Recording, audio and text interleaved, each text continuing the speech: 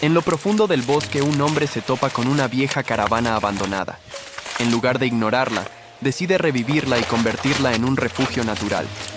En este video el viaje comienza con la tarea más importante: reparar el techo gravemente dañado. Mientras colocan las últimas tablas, cae una fuerte tormenta, pero logra terminar el trabajo y encontrar seguridad en el interior.